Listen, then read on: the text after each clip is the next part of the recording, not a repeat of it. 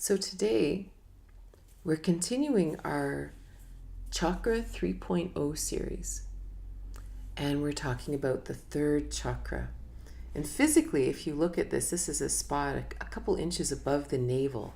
It's sort of your diaphragm, your solar plexus, this like part of us, this core part of our being.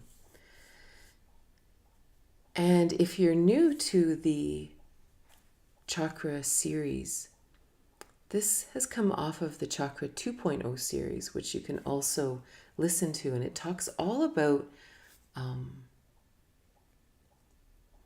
We often think of the chakras in their negative manifestation. You know, when we learn about the chakras, we say, my third chakra, it's blocked because I have no sense of self and I have no conviction in life and I have poor digestion and I have all these issues. And so we often define it like this.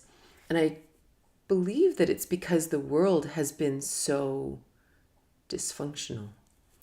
And so when I was teaching in my last yoga teacher training last year, I was it was really interesting because I had to document all of my understandings about yoga and philosophy and meditation. I had to document it on video because it was all online.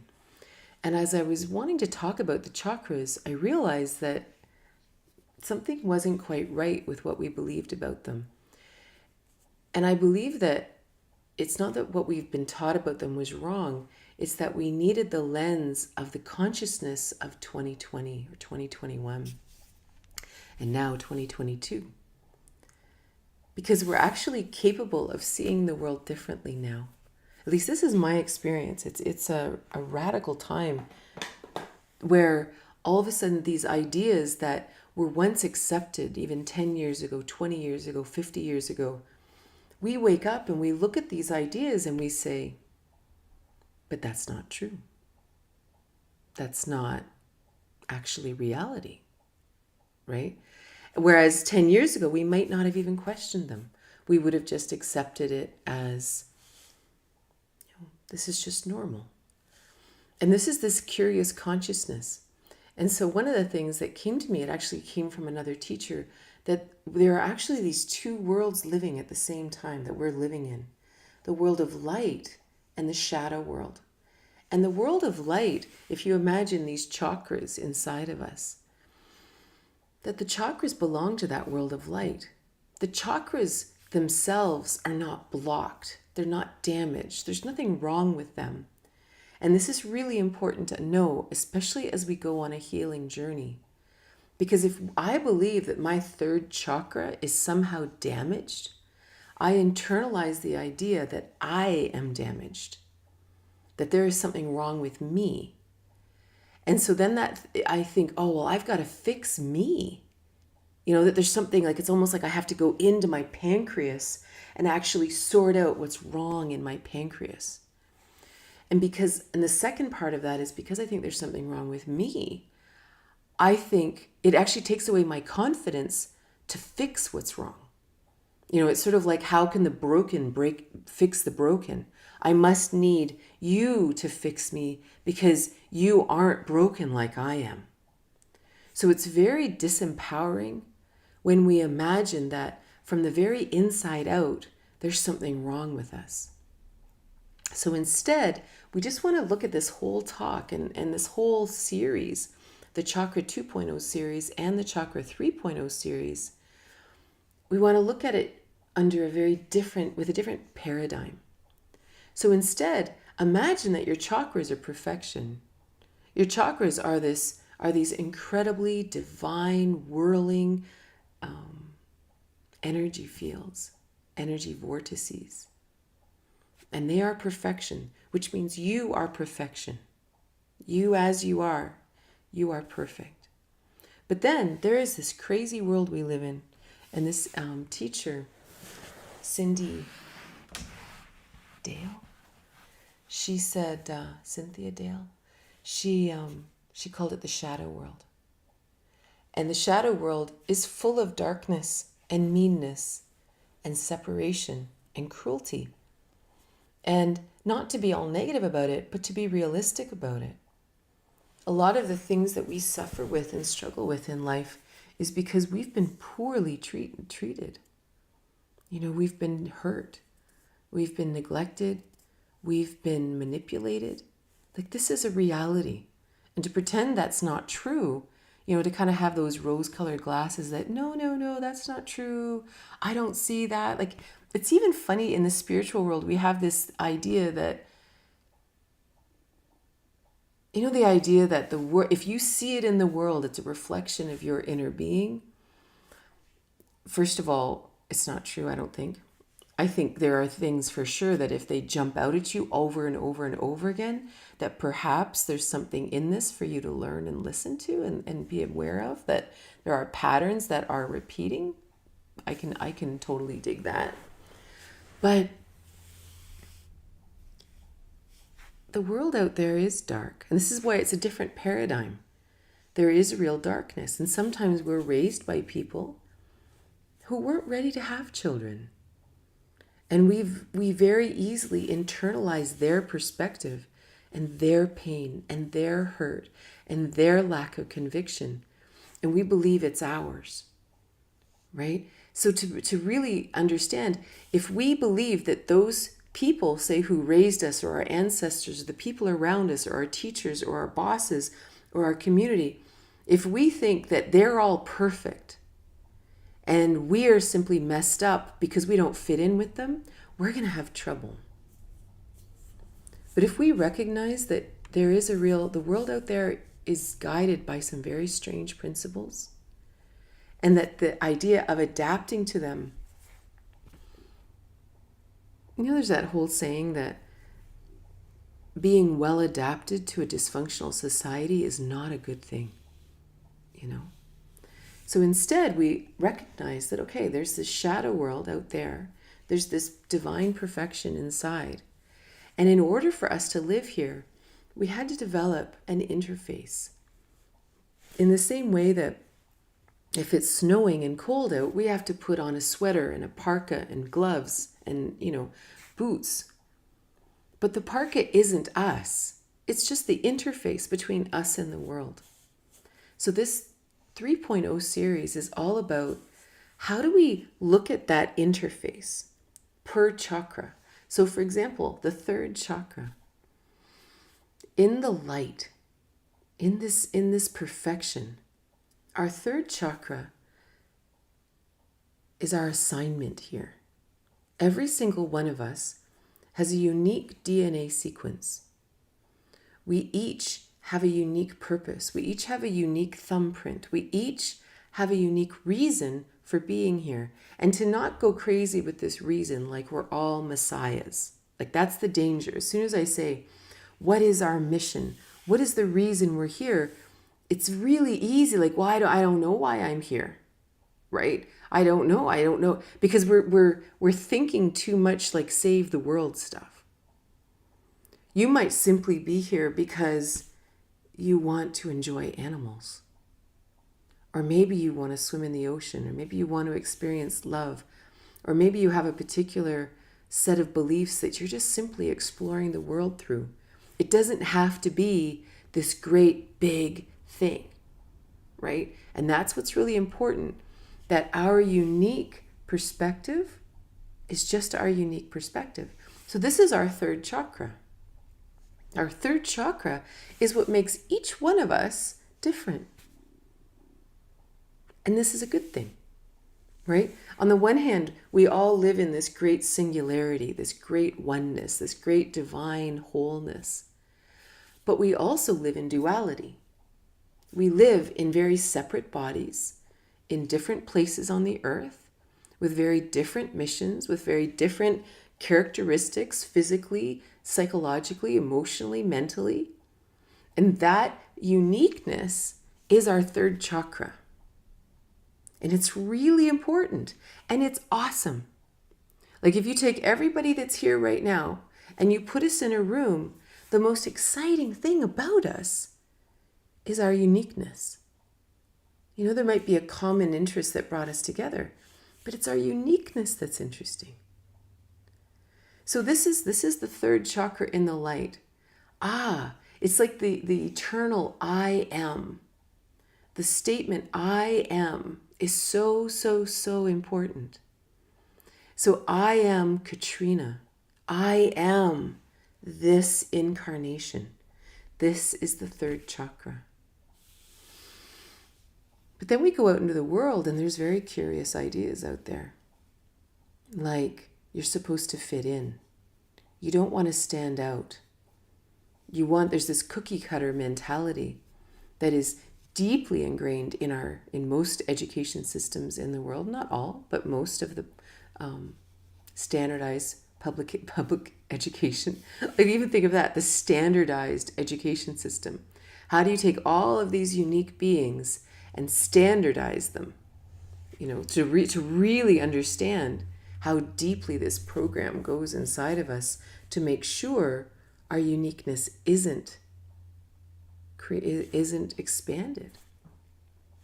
So there's all of this training in the world that says, don't be unique, don't stand out, don't shine, don't do these things, fit in, don't rock the boat, don't be honest. Here's how you want to lie. Just little white lies to keep everybody happy, right? So we create an interface in between this perfection and we say, oh, okay, so when I want to be honest about my truth, I better not. I better make sure. What do you think? Okay, you think something different. Okay, so now all of a sudden it's almost like we have this program that runs in the interface that although this is my idea, I'm going to run it through this program so that when it comes out of my mouth, it's digestible to you. If it's not exactly my truth, well, that's okay, because it's worth it, because I don't want to rock the boat, and I want you to think I'm an easygoing person, right? So we have these interfaces, but the problem with the interfaces is that we aren't actually living our life. Our digestion physically goes awry. Eventually in our life, we become depressed, we become bored, we become invisible, we feel lonely because nobody knows us. Nobody even knows who we are. I remember when in 1999 I was sick, and I'm repeating this just because there may be people here who aren't in our normal time slot, and I had breast lumps, and my mom had died of breast cancer, and all of her family, all of the women, and the men all died of heart attacks, kind of the same area, right? And I had a miraculous healing. I met a man, a teacher, my first spiritual teacher, who helped me really turn some big corners in my life. And after I healed, I decided to write a book about it called What If You Could Skip the Cancer? And in my research for this book, I discovered this psychologist named Rollo May.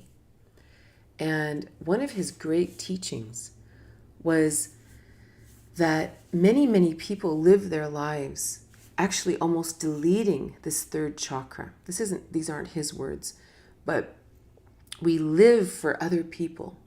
We take your thoughts and we say, okay, I will live according to your thoughts, your belief systems. I will live in the world that you have defined, and I'll make it easy for you, and I will serve you, and I will help you, and I will do all this. But what happens is we disappear. My third chakra disappears. It actually doesn't even exist. And realize that as soon as one chakra disappears, they all disappear. Like we're separating the chakras into 7 chakras for the sake of our discussion, but it isn't real, right? There's no such thing. We all the chakras are actually one energy. These are just the different facets of the diamond.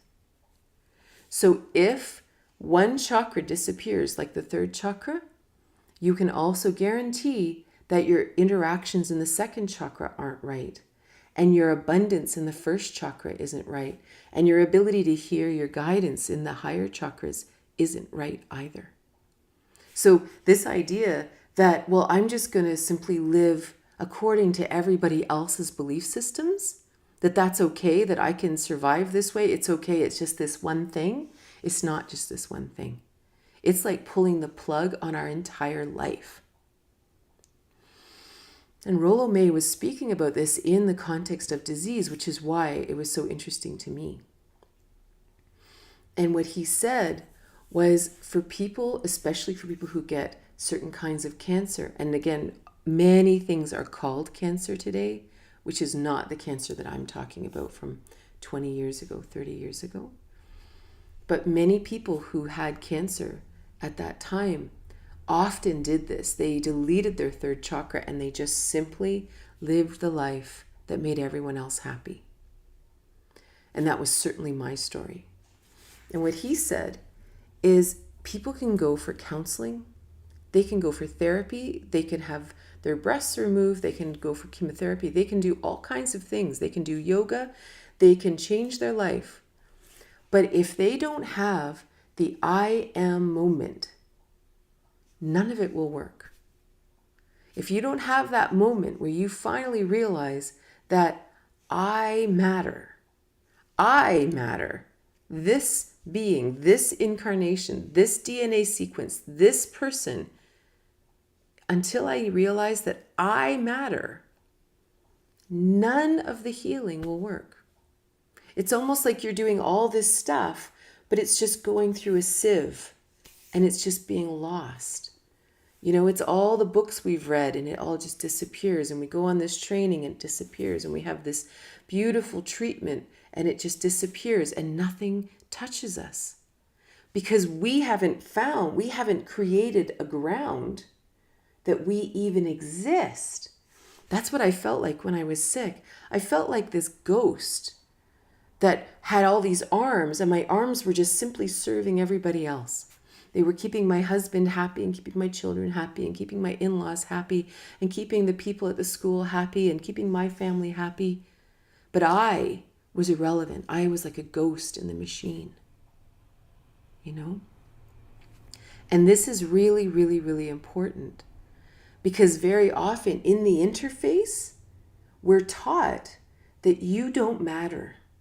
You should be selfless. Your life is about serving others. Your life is about making other people happy.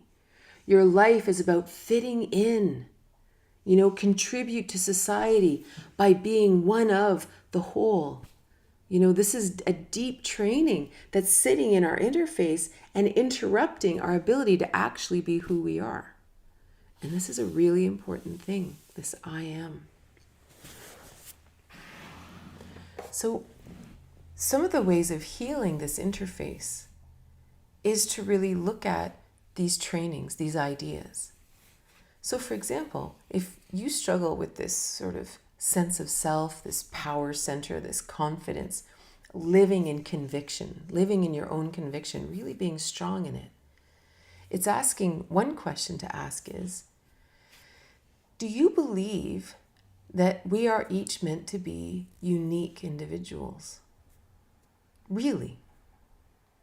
Like, are we meant to be unique? And this includes all the people around you too, right? Do you believe that we are actually supposed to have separate thoughts, different belief systems, different goals in life? Because the third chakra, in its definition, it's not just our sense of self, it's also our thoughts.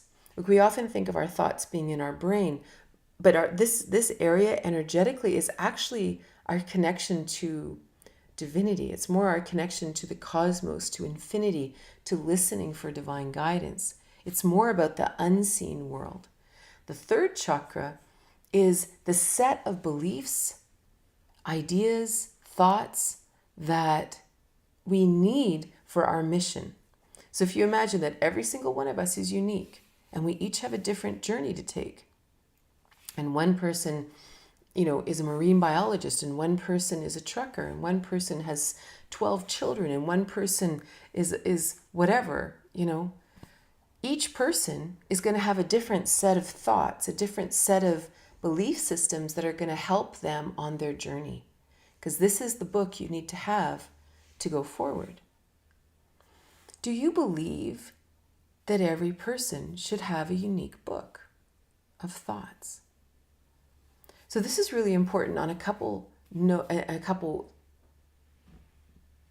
for a couple reasons.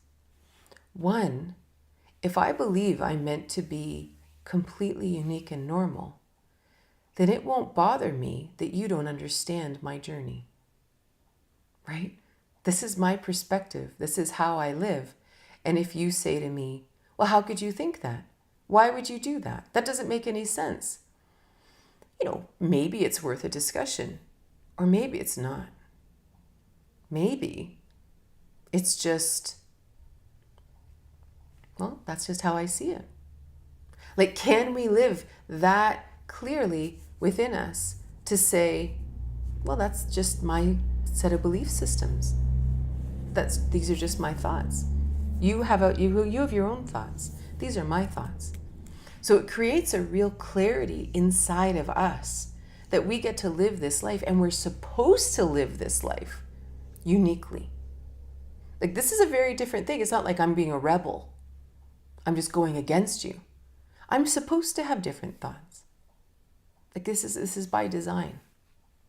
And the second big part of this is that if I'm supposed to have a different set of thoughts and beliefs, then so are you. And so is everybody in our lives. They're all supposed to have different sets of thoughts and beliefs. So now imagine this.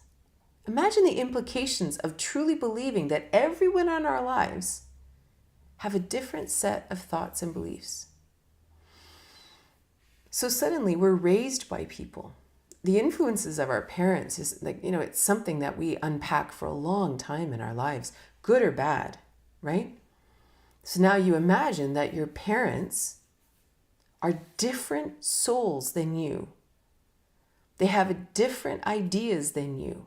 They have different belief systems than you. We don't have to reconcile with them. We don't have to believe what they believe, and they don't have to believe what we believe. And this is what I mean. Like, it's really important to really ask ourselves, do I really think this? Do I really believe this? Do I really believe that they're meant to have different beliefs and ideas than I am? Or do I want them to believe the same things I do? Do I want them to see the world the way I want to see? Because a lot of times we do want that as children, And we always want love. We always want connection. We always want respect. We always want that. But what if our parents really are different? Are we okay with that? Or deep down, do we believe that we're all supposed to believe the same thing? And then what if one day we have a partner, a spouse, a lover, a boyfriend, a girlfriend? Oftentimes we're attracted to this other person because they're different. We recognize their uniqueness and we're attracted to it. Like magnets, we're attracted to it. But then we start getting together and some weird belief system comes in and says, now we must have the same belief systems. We must share ideas about life. We must share our life path ideas. And this is where we kind of start to subconsciously and passive aggressively beat each other up. And we try to hone their thoughts into our thoughts. And we want them to have our perspective. Well, this changes everything in our relationship, right? That if the other person now has to think like I think, and they have to believe what I believe. And again, this is where we really have to ask ourselves, do I think this? Really important. Because again, if we limit them, we limit us. Because if they're not allowed to have their own thoughts and beliefs, we're not allowed to have our own thoughts and beliefs, right? So it's a really, really important thing to ponder. The other interesting thing about that is that if we're not allowed to be unique, this is a deep training to not stand out. It's funny, like there's a saying, what does it go? How does it go? Wave your freak flag high so all the other freaks can find you. Now, I love this phrase because I've always felt like a freak my whole life. that I was so different, or I saw the world so differently than other people, right? So I kind of like, yeah, freak flag. But the very fact we use the word freak is part of the interface. That I'm a freak because I'm different. What? Again, we have to really look at this. Is that what I think? If I have a different idea, do I think I'm weird? Like, think how many words we have for weird, different, odd, strange, like freak, blah, blah, blah, blah, outcast. Like, there's a million words for anyone who's different. And this is really dangerous because I actually think sometimes it's a leftover from deep primal training that says, if you imagine, I don't know, in a previous consciousness, that anyone who is different, we had to kill them. We had to get rid of them. There's something wrong with them. I swear this is where, not that I want to get into this, but this is where some weird roots of, racism and homophobia and all these things come from. They come from some older, kind of what's the word I'm trying to come to? I feel like our consciousness is rising and rising and rising. And it reminds me, it goes back to some kind of caveman mentality that if you're different, I'm frightened and I'm going to kill you. Because we have this idea that different is bad. Right? It doesn't make any sense. But that's why you can't really talk about it, because it's just nonsense in this consciousness, right? So why is different bad? Is it? And so if different isn't bad, imagine the joy of you closing your eyes and sitting there and thinking, so I could just be me all the time. And it doesn't matter if it ruffles other people's feathers. And I don't mean imposing myself on other people. I just mean living my life. Just being me. And again, from this previous old, I don't know why I'm missing the word that I'm trying to find. It's almost like a previous evolution, a previous stage of evolution, where if you're different, you might be kicked out from the herd, and then you're going to starve, right? This is really important, that you cannot be different, or else you won't be accepted, and then you're going to be eaten by coyotes or something.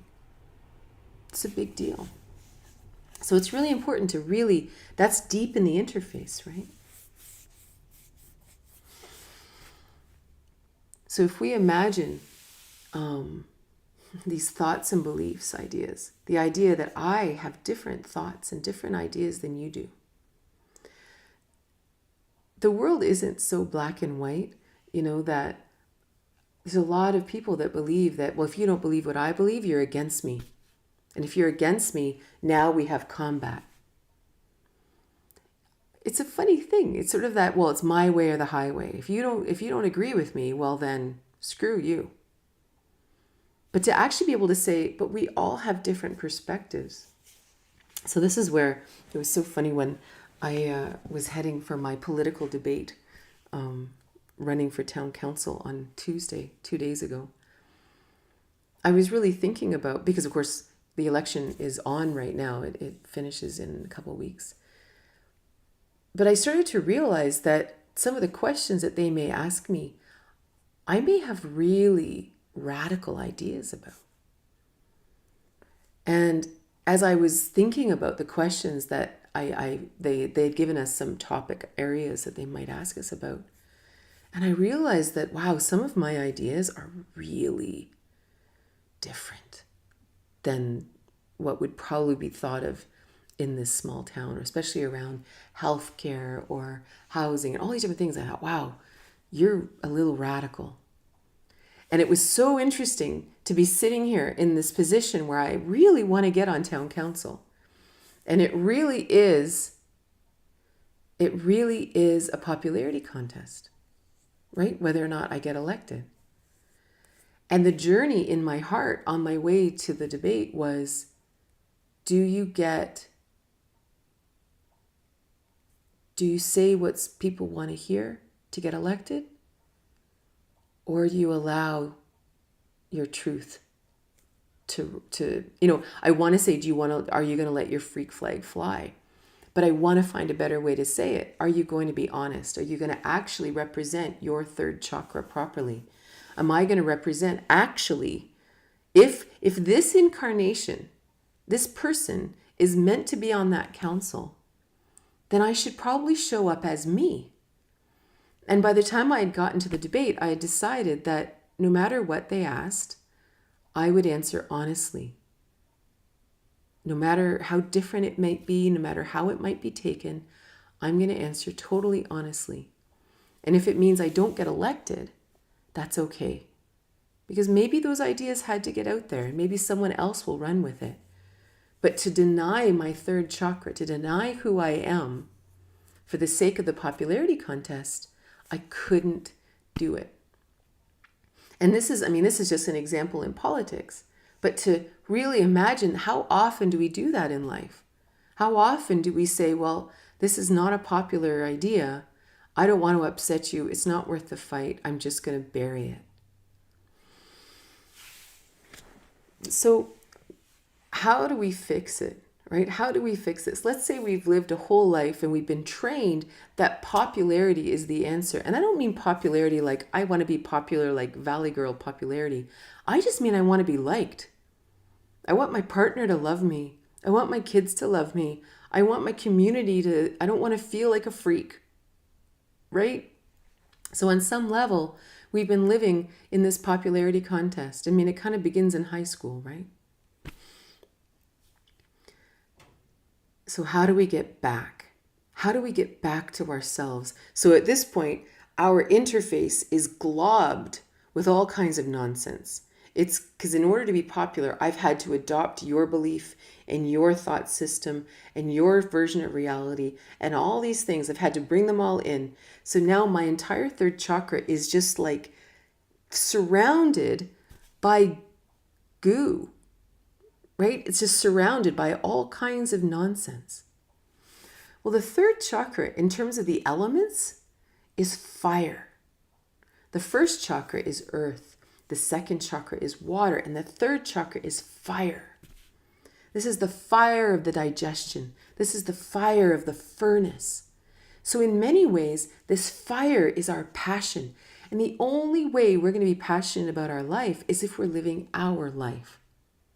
We aren't going to be passionate about living the life of our partner, or living the life of our children, or living the life that our parents laid out for us. We might be able to do it for a little while and convince ourselves that no, I like this, right? We might be able to. But in the end, if we really want to have that fire, if we really want to have that conviction, we have to be able to actually stand in who we are and live. Well, this is passion. This is feeling alive. And one of the emotions that lives in the third chakra is anger, is fury. And I don't mean rage, that we like rage on someone else, but I mean this like self-righteous truth that says, this is who I am. Get lost. Or other various phrases. Because very often the anger we suppress is because people, we talk about people, crossing boundaries, and we need anger to push that back. But very often the boundaries that are being crossed is other people want us to believe what they believe. They have a certain version of reality, and they want us to live in their version of reality. And if we don't do it, they push and push and push and push. Anger is the fire inside that says, no, I have a life I am meant to be living. You have a life that you are meant to be living. You live your life. I will live my life. If our paths happen to dovetail and we get to spend time together, and our lives can actually build each other up, and our paths can kind of coincide in interesting ways, wonderful. But do not impose yourself on me. Yourself. Isn't that interesting? Yourself. Your I am experience. Do not impose yourself on me. This creates a very healthy anger that says, back off. But first, we have to believe that we're allowed to be angry. Because again, in this interface, there will be a program very often that says, you're not allowed to be angry. Angry people are out of control. Angry people are unenlightened. Angry people aren't peaceful. You're supposed to be like the Buddha. You're supposed to be a nice person. Well, you're not very nice. I don't feel safe around you because you keep getting angry at me. And again, I'm not talking about people who are mean to you and are cruel, or that is wrong, right? People who are having temper tantrums, that's not anger. That's just childish flailing at people. I mean the anger that says, stop. You are not me. You do not get to make decisions for me. You do not get to tell me how to think. You do not get to tell me how to interpret the world. I have my own third chakra. I have my own assignment here, and I am going to see the world as I see the world. This is the third chakra power, and it has nothing to do with the other person. I'm not telling them what they should do. I'm not telling them how they should live. I'm not giving them my judgment on their life. I'm saying I have the right to live my life. If we have in our interface the belief that I'm not allowed to stand for my truth and I'm not allowed to get angry, we're in big trouble. Because what it means is we've lost the fire in our third chakra. So all of a sudden you have this there's a little bit of fire there, but it's like a wet fire that someone keeps putting wet leaves on, and it just smokes, and it doesn't really burn, and nothing really happens, and we just feel this sort of blah in life, right? So one of the first things we have to look at is, are we allowed to be angry? And I say that because, and not that we want to live a life of being angry, but we want to live a life that is ours. And anger is what will help us keep other people's versions of reality at bay so that we can truly live ours. Third chakra issues are for people who struggle with their sense of self, right? Not everybody has third chakra issues. For some people, they don't need to listen to this talk because they're like, I have no idea what you're talking about. You can't tell me what to think. Right? These guys don't need this. It's people like me who need this, because I've been a people pleaser my whole life and my third chakra is a little bit scant. So to actually come to a place where I'm allowed to actually define the world according to what I love, you imagine. And then the beautiful thing is, so this fire has a couple of aspects. One, the fire burns out all that isn't you. When we really are passionate, like when I'm really passionately working on a project or I'm really passionate about something, it's like everything that doesn't serve me suddenly disappears. It's almost like by the light of the fire of my passion, you see the things that actually are holding you back. But if there's no fire, everything just kind of gets to creep in on us, So one of the first things we want to do is really ask ourselves, well, what do I think? What do I believe about the world? And this is actually a beautiful journaling exercise, to actually sit down in the morning and say, what do I believe? How do I see things? What are some philosophies that I really want to live according to?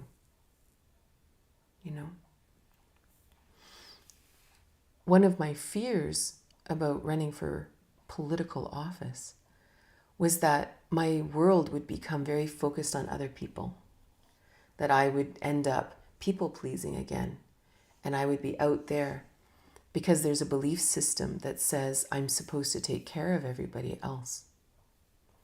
It was funny, one of the questions that was asked in the debate, and so there were 8 of us, and they would ask a question, and she would pick someone who had to go first, and then you had 2 minutes to answer the question. Then she would move to another candidate. And one of the questions, I was the first to answer, the last question. And the question was, how do you plan on representing everyone's belief systems in the town of Goderich? And so I thought about it. I only had like 10 seconds to think about it before I could answer. And I said, my goal isn't to represent the beliefs of all the people of Goderich. I said, that's impossible. I said, every single decision, every single topic is divisive. There's probably 20 different opinions about every topic that we have to make decisions on as a council.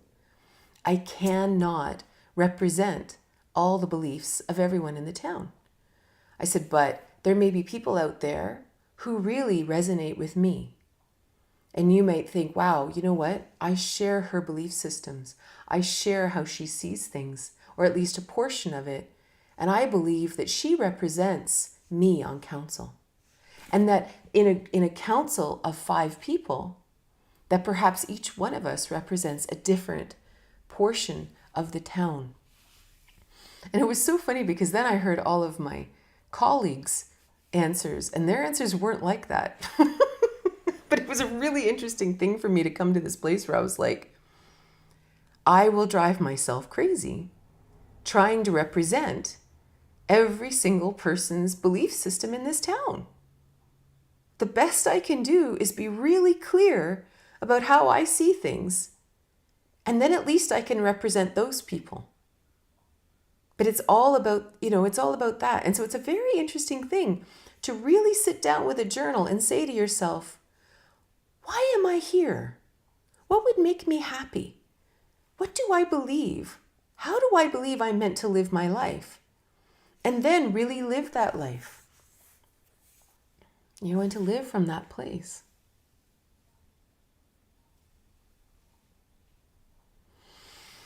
The other big thing about the 3rd chakra is imagining the idea of judgment. Very often, if you hear something and it doesn't resonate for you and you say, yeah, that's not for me, sometimes there's an idea that, oh, well, you're being judgmental. And it's like, well, I'm not being judgmental. I'm being discerning. And this is a big difference. So if you look at our immune system, our physical immune system, and we imagine this as a metaphor for our psychology, our psyche, our emotions and all that, right? Everything we bring into our bodies has to be digested.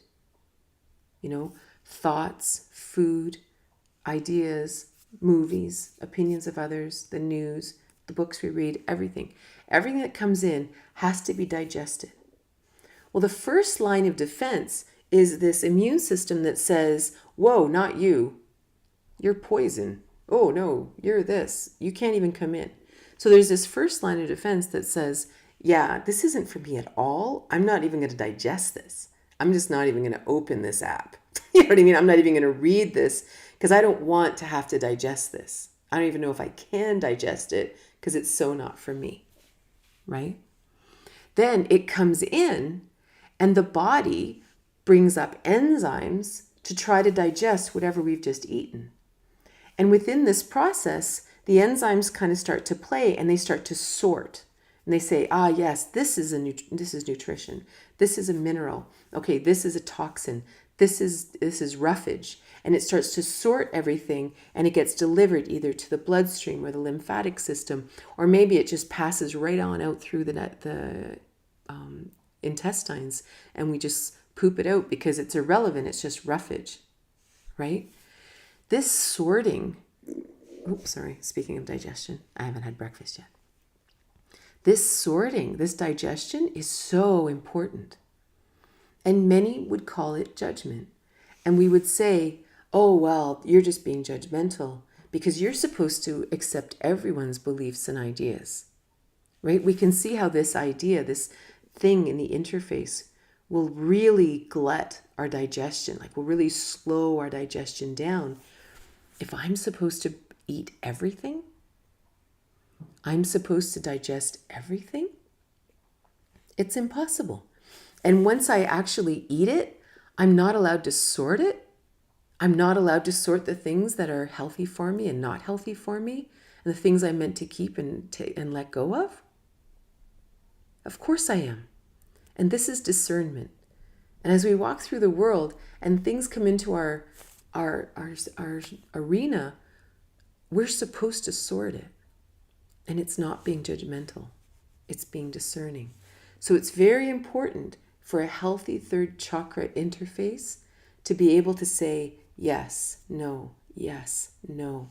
And if we say no to something, it doesn't mean it's wrong. It means it's not for us. Maybe that's important for someone else's journey. Maybe it's exactly what they need. But it's just not for us. And this is really, really important if we want to have a healthy third chakra interface. The last thing I want to mention is in many of our talks, we've talked about satya.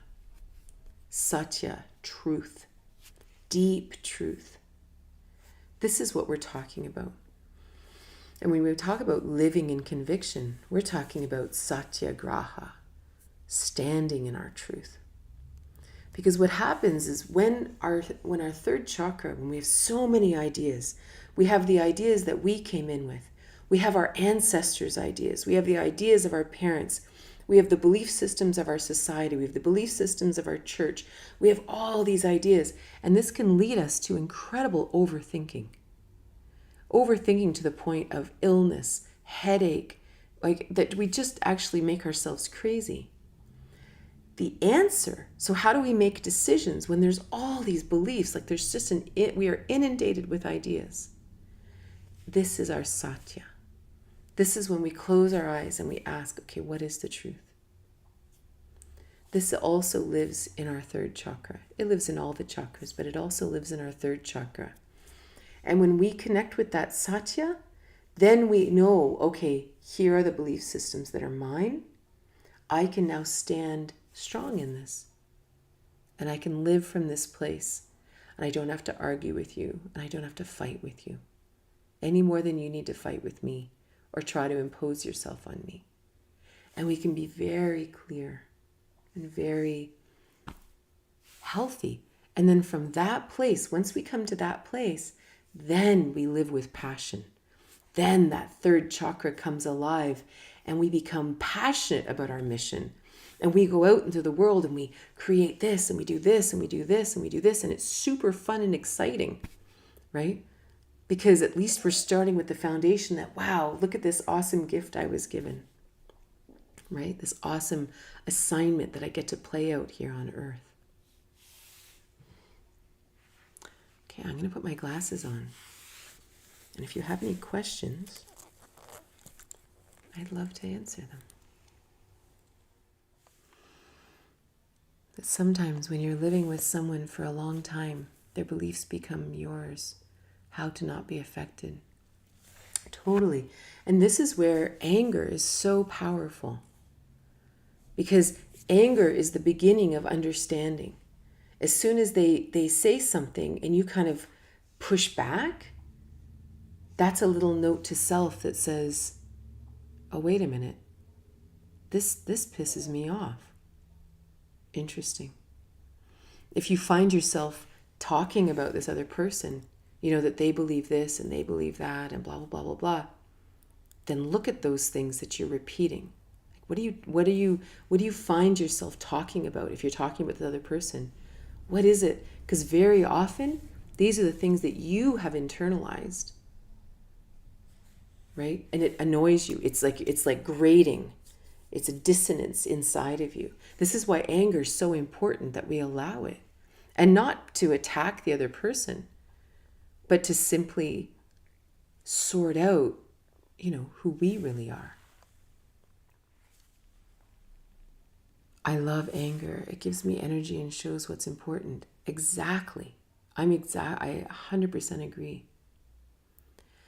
The resonance is so interesting because another part of the belief system that gets stuck in our interface is the belief that life is meant to be hard, that your path is meant to be hard, that what you're put here to do is meant to be hard, right? We know when it's easy. We know when we're in line with our third chakra because it feels good. It feels easy. It feels like flow. You know, we talk about the backside of the chakras. You know, and the backside of the third chakra is knowing that the universe has my back, that this is my mission. I was designed for it. All I have to do is relax into it and let it flow out of me. If there's something in the interface that says, no, no, no, no, your mission is not worthy, that's a problem. But if we can just relax and allow it to flow, it's easy. And that's something that we're not often used to, that to actually follow the easy way. You know, it's kind of like being in relationships and perpetually choosing difficult partners. And maybe it's karma. Maybe we need to do it because we need to keep repeating a pattern until we really get it. But it's really, it's a very interesting thing that we actually think that relationships are supposed to be challenging, or that's what makes it interesting. Or that jobs are supposed to be difficult, or it's normal that, you know, life is hard or something like that. What if it's not meant to be? And again, this is a very serious belief system that can be stuck in that interface. So then all of a sudden, even if flow is happening, you're like, something must be wrong because it's not supposed to be this easy, right? Why do we keep choosing complicated partners? Is it really karma? I don't know. When I say karma, I don't mean punishment. I mean that we're repeating a pattern, that for some reason this feels familiar. Because the funny thing about complicated partners is it's like so for me, there's certain partner types that I will relate to. And there's others I won't at all. So I might relate to partners who are hardworking, but they kind of neglect in the relationship, but they're good people. Or maybe as long as they're this, it's okay. But if a guy ever yelled at me, I would be gone. Like they wouldn't even have a second chance. Like if someone actually yelled at me or swore at me, they would never see me again. That would be just over. You know, but I'll put up with all kinds of other bad behaviors, but you can't yell at me. You certainly couldn't hit me. Whereas another person, depending on maybe how we were raised or whatever's going on in our life, well, yelling's that's expected. I mean, that's kind of normal, or that happens, you know, you have bad days or whatever. But that's not my pattern. But it might be your pattern. And that's weird. Like, why do we have these patterns? And in my experience, it feels like it's almost like I would have a relationship, then I would have another relationship, especially since I became single. And I started watching the patterns thinking, wow, I do have not a type like, you know, he looks like this or he looks like that, but a behavioral pattern. And it's almost like my puzzle piece fits that puzzle piece, right? And our puzzle pieces fit. And then all of a sudden, as I start to change, I don't fit with this puzzle piece anymore. And then I go. Unless they change too and we change together or something like that. So it's really interesting when we have these, I don't know, I just see it as patterns and I don't know what that is exactly. We fall in love with potential. But even the falling in love with potential, you know, what's funny about that is sometimes, okay, I'm going to say this because this is just my story.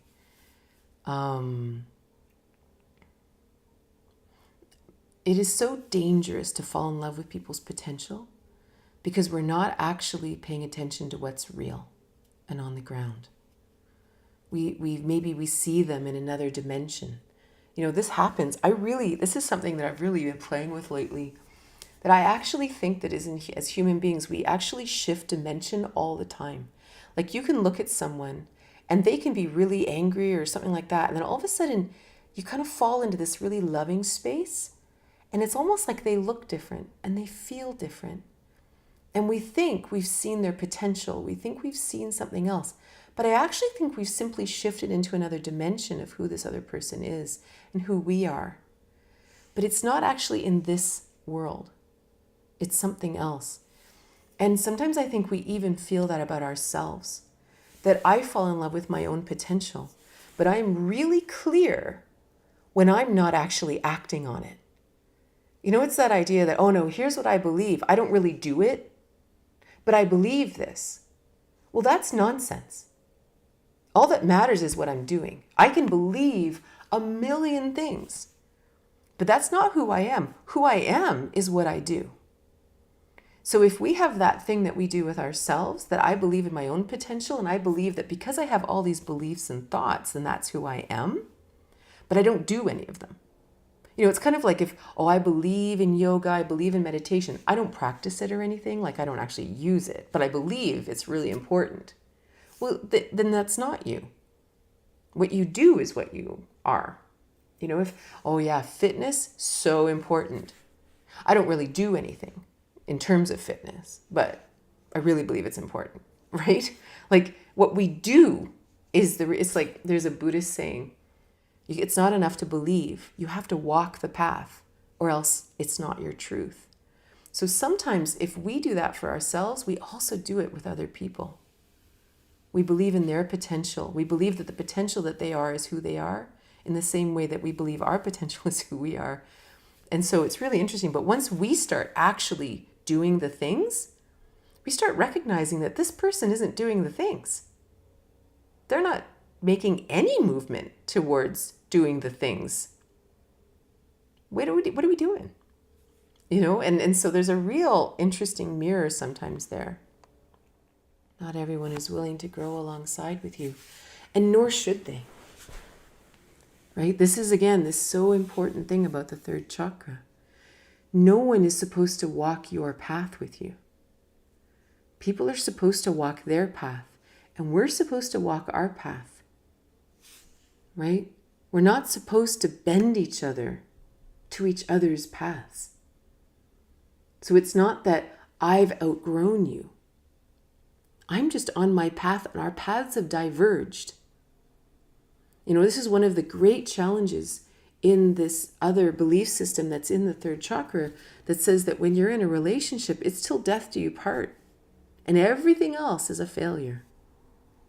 This completely almost forces us to make each other bend to each other's paths. I need you to come on my path. And if you're not on my path, then you're behind me, or you're less evolved than I am, or less enlightened. No, they're on their path. And if it complements your path, then be together. And if it doesn't, allow everyone to walk on their own journey. This is really, really important. Like, this absolute addiction to making other people like ourselves is really a problem. Relationship is the choice to work next to someone, hold the mirrors for each other. Totally. And if that's what you want to do, then that really, and that complements each other, right? Then that's really important. That's not everybody's choice, right? For me, in this time of my life, I have no interest in that. But this is me, my third chakra, my path, right? I have no desire for complicated relationships. I have no desire for any of that.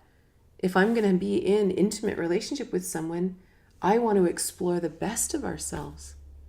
I want to see what we can build and what we can be joyful about. I'm writing, 3 books right now, and I teach, and I'm passionate, and I'm potentially going on counsel, and I love my life. That's me. And if someone wants to be in that, then I also want you to love your life, and I'm not here to rub your edges off, right? You need to go find someone else. It's not me. But that might be someone else, and it might be excellent, right? So even to say relationships are challenging, all that matters is that you both want the same challenge, that you both are actually working through patterns and helping you guys sort out the puzzle pieces. That's it. That's all that matters. So thank you so much for being here. I hope you have a wonderful day.